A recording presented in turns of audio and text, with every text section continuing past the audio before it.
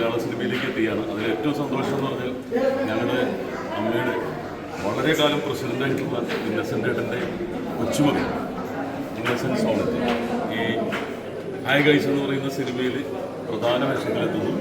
എന്തായാലും എൻ്റെ സംസാരം എന്നൊക്കെ കണ്ട് നിങ്ങൾ അടുത്തിരിക്കുകയാണ്. ഇന്നസെൻറ്റിലേക്ക് പോകാം.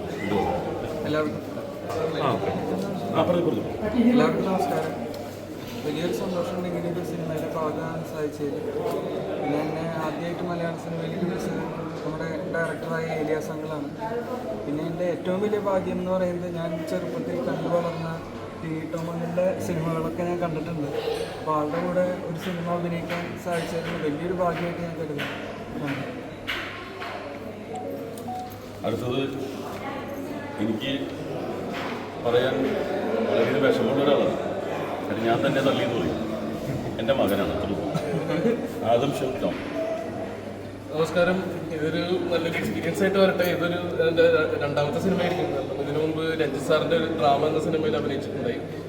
ഇതേ വേഷം തന്നെയായിരുന്നു. അപ്പം എൻ്റെ മകനായിട്ട് തന്നെയായിരുന്നു അഭിനയിച്ചത്. അത് കഴിഞ്ഞിട്ട് ഒരു അടുത്ത നല്ല റിക്വസ്റ്റ് ചെയ്തതാണ്. എന്തായാലും നന്നായിട്ട് പോട്ടെ, നല്ല എക്സ്പീരിയൻസും ആയിരിക്കും, ലേണിംഗ് ഒക്കെ ആയിരിക്കും, ഒരു എക്സ്പോഷറും കിട്ടും. ഇതെല്ലാം മുൻകണ്ടുകൊണ്ട് തന്നെ ഇതിനകത്ത് വന്നിരിക്കുന്നത് നന്നായിട്ട് പോട്ടെ. മലയാള സിനിമയുടെ ഉപ്പെന്ന് പറയാൻ പറ്റും. ഇദ്ദേഹമില്ലാതെ മലയാള സിനിമകൾ നടക്കാറില്ല. ഏതെങ്കിലുമൊക്കെ രീതിയിൽ കറങ്ങി തിരിഞ്ഞ് അദ്ദേഹത്തിൻ്റെ അടുത്തെത്താറുണ്ട്. മലയാള സിനിമയുടെ നിർമ്മാതാവും കൺട്രോളറൊക്കെ ആയ ബാദുഷയുടെ മകൻ സാഹിർ ബാദുഷ. അപ്പം അദ്ദേഹം സംഗീതം പഠിച്ചുകൊണ്ടിരിക്കുകയാണ് AR റഹ്മാൻ ഇൻസ്റ്റിറ്റ്യൂട്ടിൽ ചെന്നൈയിൽ. അപ്പോൾ ഈ സിനിമയിലേക്ക് നേരത്തെ തന്നെ തിരഞ്ഞെടുത്തിരുന്നു. ഈ പൂജയ്ക്ക് വേണ്ടി മാത്രം വന്നിരിക്കുന്നു.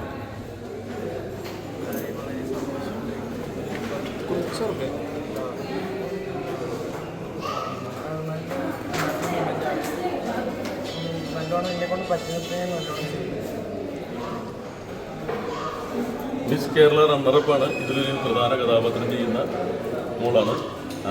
ഇപ്പോൾ മോള് അക്വ, പേര് പറഞ്ഞിട്ട് വായിലോ നിങ്ങളില്ല. Aqua Tony. Okay, Aqua Tony first പടം അല്ലേ? അപ്പോൾ എല്ലാം പുതുമുഖങ്ങളാണ്. ഞാൻ ഇത്തിരി പഴയതാണ്. അതുകൊണ്ട് ഞാൻ വീണ്ടും പുതിയ മുഖത്തിലേക്ക്. Thank you.